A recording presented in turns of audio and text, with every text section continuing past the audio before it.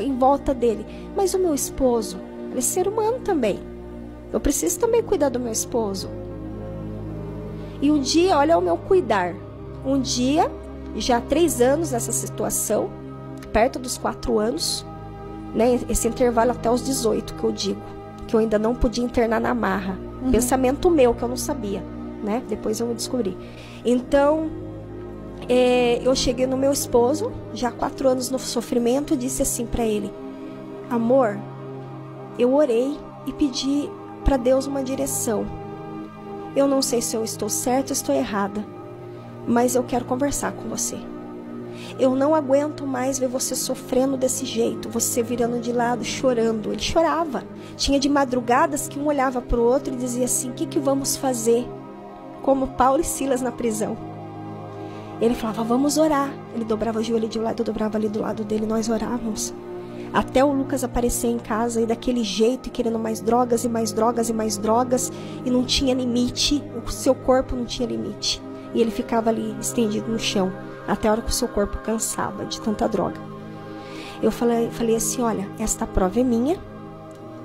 Você foi um filho obediente. Você não merece ter uma esposa como eu.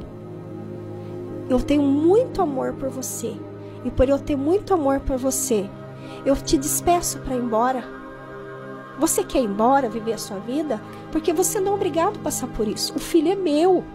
Você falou isso pro seu esposo? Falei isso pro meu esposo. Doendo meu coração que tava. E com medo dele ir. Sabe?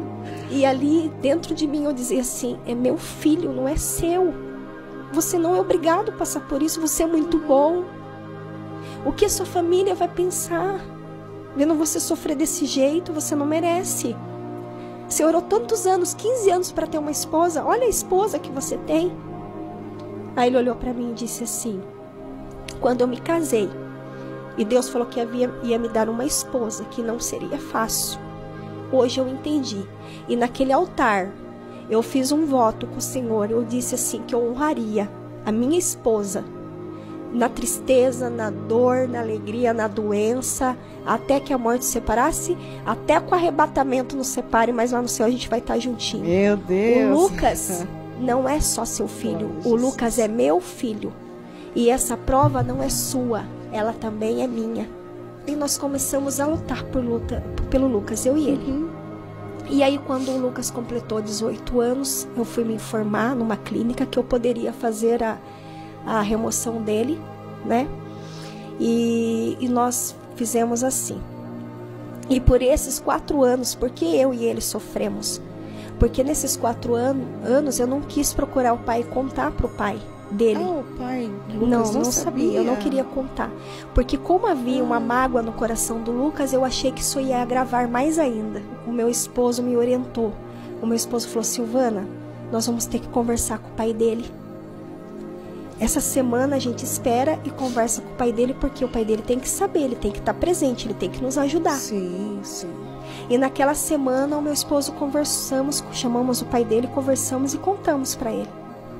E ali ele abraçou o Lucas. A reação que eu pensava em ter medo de ter, não tive mais. Ele abraçou, ele viu que o menino estava totalmente entregue. E ali ele veio e falou assim: olha, essa semana a gente vai internar o Lucas. Ele pediu e quer ajuda, mas eu não sei até que ponto que ele está pedindo.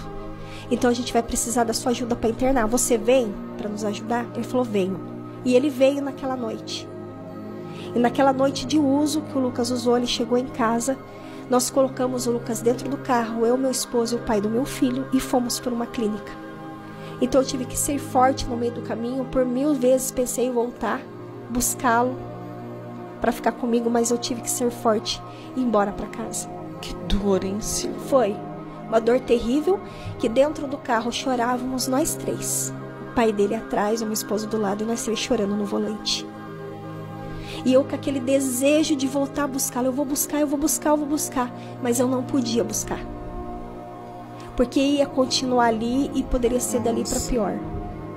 Só que eu, como mãe, mesmo ouvindo das terapias, que é uma doença, que é uma adicção, que é uma predisposição para o vício, não era assim a minha oração. Eu ia orar, eu falava: Senhor, eu entendo a tua palavra.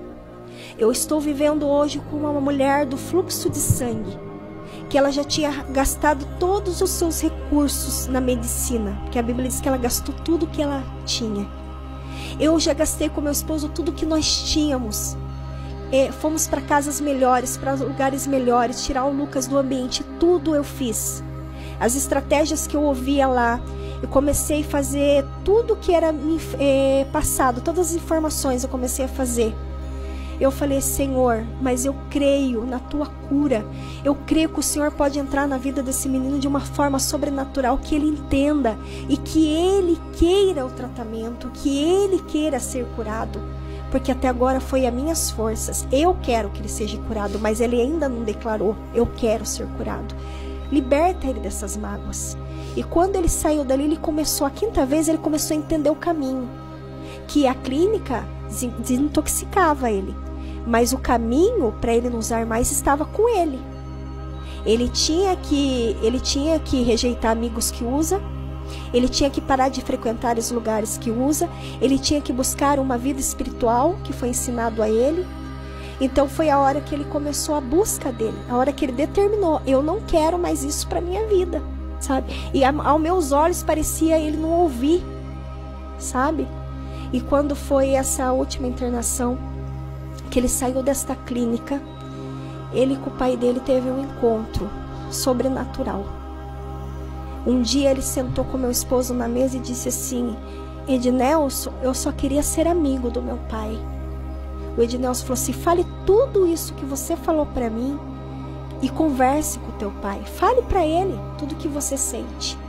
E não sabíamos nós, missionárias. Faziam 6 meses que o pai tinha retornado para a igreja. E o pai também estava orando. Agora não era só nós, tinha mais o pai orando por ele. E o pai o convida para fazer uma visita, ou comer um lanche fora, não lembro como foi. E o pai leva ele no culto sem perguntar se ele queria ir naquele culto. O pai não perguntou, levou. Foi uma surpresa. Quando terminou o culto, o pastor chamou os dois. E quando chamou os dois, pediu para os dois conversar, que tinha algo dentro do coração dos dois que precisava ali. E o pastor olhou para o meu filho e disse assim, Lucas, você crê que nunca mais você vai voltar para a dependência química? O pastor não sabia. O pastor não sabia. Não, o pai dele era recém ali, 6 meses, tá. Cultuando ali. E aí ele pegou e falou assim, olha, é difícil porque eu tenho essa adicção e eu tenho essa doença. Aí o pastor falou assim, mas essa doença não é sua. Jesus hoje vai levar essa doença, você crê? Ele falou, eu creio. E eu falei assim, hoje, a partir de hoje, Deus está liberando algo dentro do teu coração. Hoje você está perdoando o teu pai. Hoje vocês se reconciliam aqui. E os dois ali fizeram uma reconciliação. E o pastor orou pela vida do meu filho. E meu filho gostou tanto daquela igreja que ele começou a frequentar a igreja ali com o pai, Glória que ele a Deus. conseguiu liberar todo aquele perdão. E quando ele liberou aquele perdão, foi assim, foi passando dias, foi passando meses, a gente nem percebeu.